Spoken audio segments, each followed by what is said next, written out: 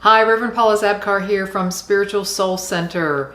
I've been feeling grateful all week, this week of Thanksgiving, even amidst everything that's going on. I find it easy in my heart to be grateful for the simple things, and I hope you do too. So with that thought, let's just take a minute together and to breathe into this moment and to know that if we are alive right now, we can be grateful. If we are alive in this moment, we can be grateful for breath, for life, for the possibility in the next moment. And we can feel the connection with each other, even if we missed it in person this year. We can feel the connection with each other because we are connected with our hearts, with our minds, and with our souls. And we can feel that. We can take great comfort in that and know that in a very short time, really considering the expanse of our life, we'll be back together physically once again. And so for that too, in this moment, we are grateful, and so it is. Amen.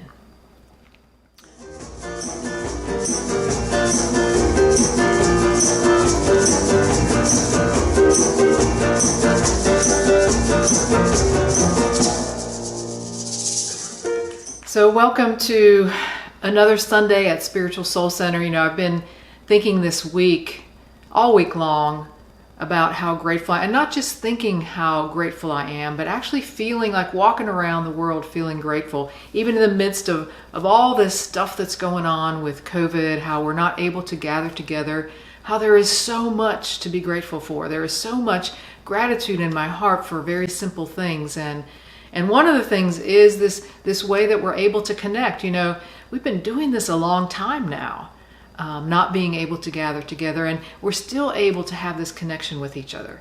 And that is so important to me. I hope you feel it. It's harder to feel when we don't have the vibration of our physical self, but certainly we can close our eyes and imagine that vibration reaching across the miles and the ethers, as Charles Fillmore, co-founder of Unity, might say, to reach across that divide that we experience between us.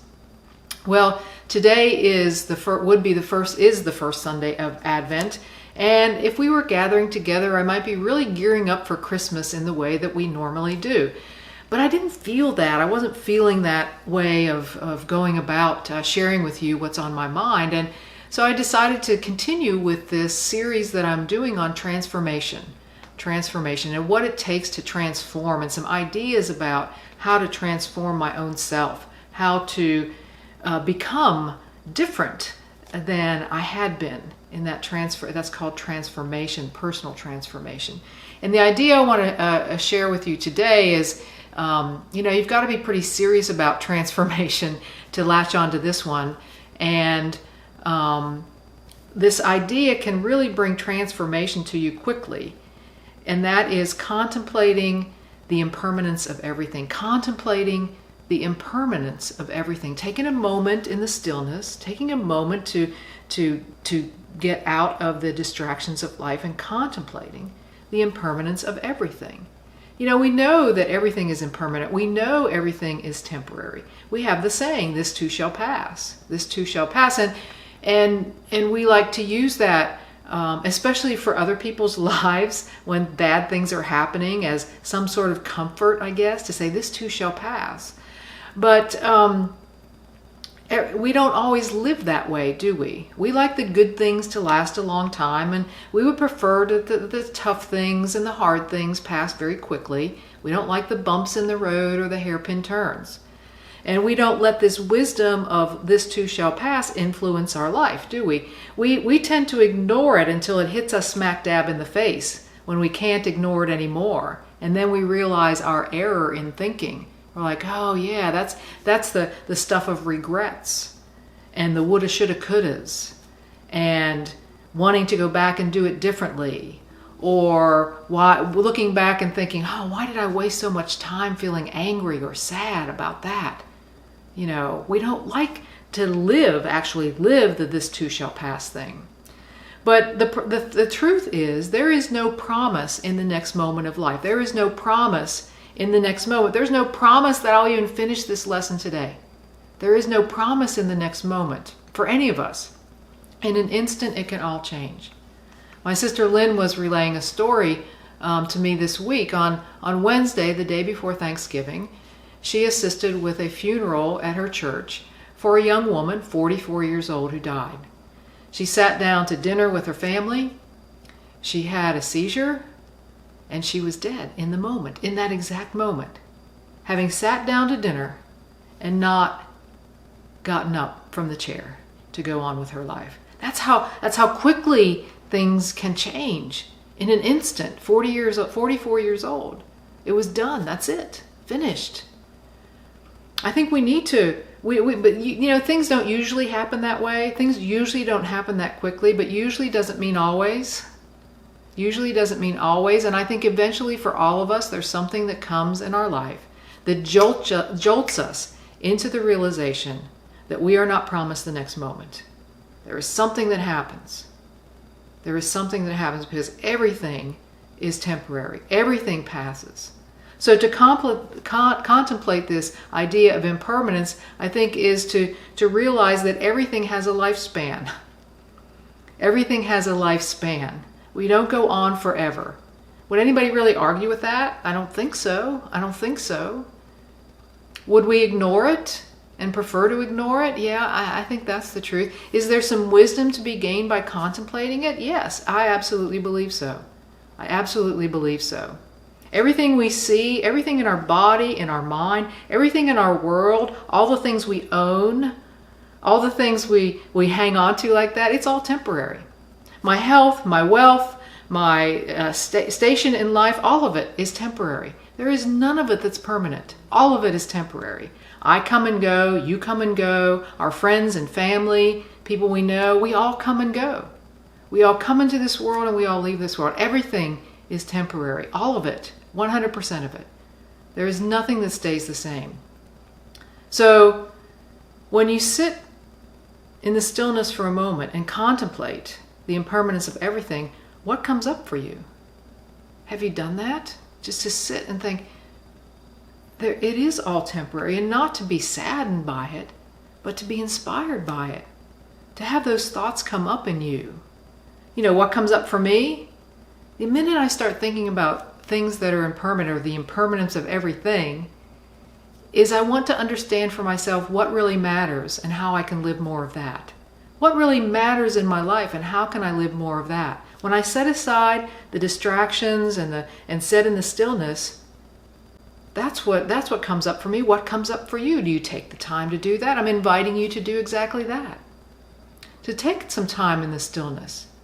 What comes up for you when you realize that everything is temporary? Here's one way to get there really fast. And it is this. If you had 1 year to live, how might your life be different? What would it look like? How would you feel? What would change? And I invite you to go deeper than the obvious answers. Oh, I would quit my job and travel all over the world. Or I would buy something I really couldn't afford because I wouldn't have to pay it back if I was dead in a year. I'm talking go beyond those surface things and say, go a little bit deeper with it. Go a little bit deeper. Because I'm going to go out on a limb here and say what's really important when we contemplate the impermanence of everything is how we feel.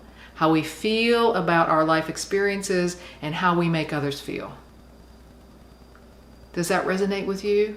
It's the feeling. Because that's how we are transformed out of our attraction to temporary things, is to realize that what really matters in our life is the way we feel and the way we can make others feel. I think that's the truth. And these feelings that I'm talking about are feelings that excite you, that inspire you, that bring comfort to you, that bring peace to you, that bring joy and every good thing to you, those feelings. Those feelings. I think that's what really matters in life. And we should let those feelings direct our doing. See, we have it backwards. We think we should do this to feel this way, but I think these feelings that really matter to us are what should direct our life. They should be the guide to the doing of life. We should be building our life around those feelings. That's what I think. One of the most important feelings for me is to feel connected. Just mentioned that a little bit at the start of this message, is to feel connected. It's so important to me, and not just casual connection, but meaningful connection, meaningful conversation, connection in a way that I can know you and you can know me. A connection that's real, and it's a real vibration. That's so important to me. And so in many ways I've tried to build my life around that. I tried to make that the feeling that I'm after, whether I'm taking a bicycle ride and remembering to notice the color of the changing leaves, or to this pyracantha bush that was growing up in this house that we went by on our bike ride. To notice the sky and the clouds and to point it out, or to notice the ducks squawking across the road in front of me, or the turtle sunning on the side of the pond. And it's not just to go on a bike ride, yes, to get exercise, yes, to help my knee out, but to insert myself into the connection with the world.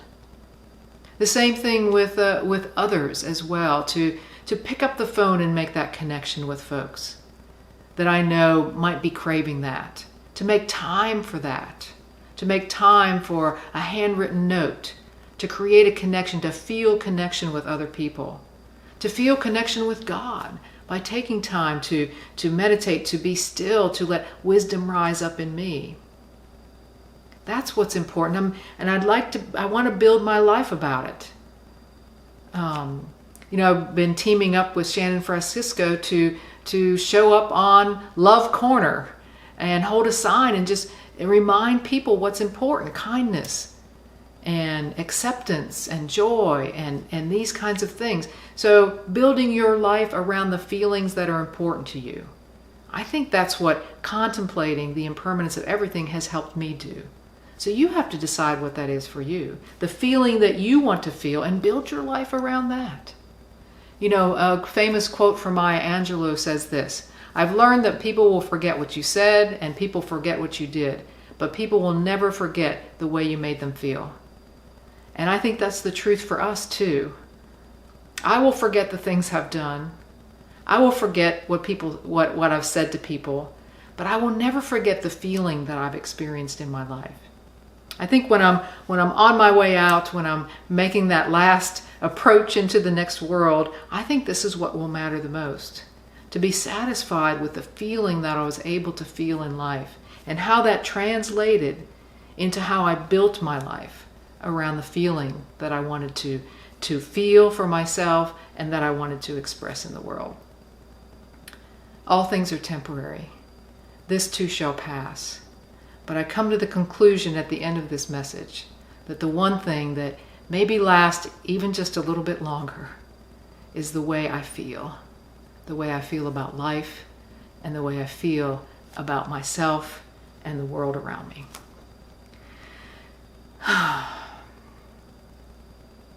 So contemplate the impermanence of everything and see where that leads you. Let it lead us right now into meditation together. So I invite you to take a deep breath in and a deep breath out as we sit in the stillness and contemplate how all that we know in this outer world is temporary, including our own body. Everything we know in the outer will come and go. How does it tell us? How does it inspire us to live the life that we want, the meaningful life, the deeply authentic life, a life like no other? Let's sit for a while and contemplate the impermanence of everything.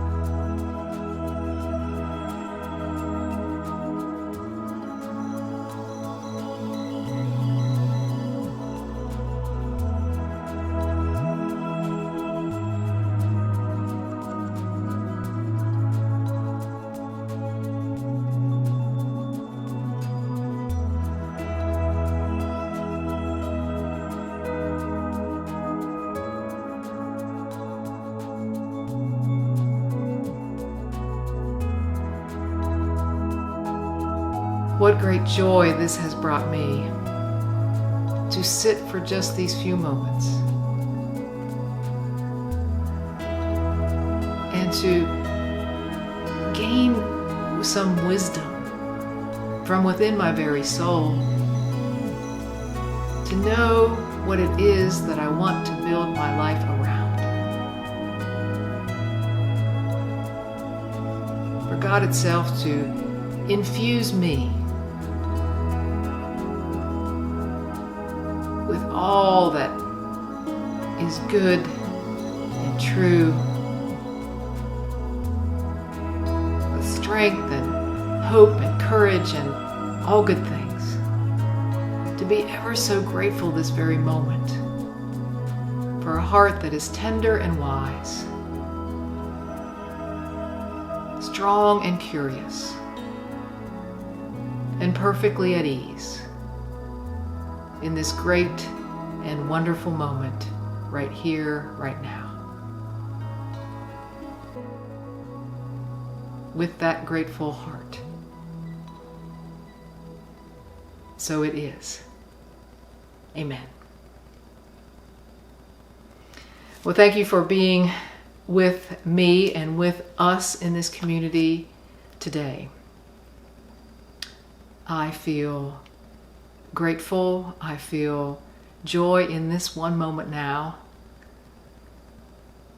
So thank you. Let's close as we do at Spiritual Soul Center in this way. May I be filled with loving kindness. May I be well. May I be peaceful and at ease. May I be happy. May all beings be filled with loving kindness. May all be well. May all be peaceful and at ease. May all be happy. And so it is. Amen.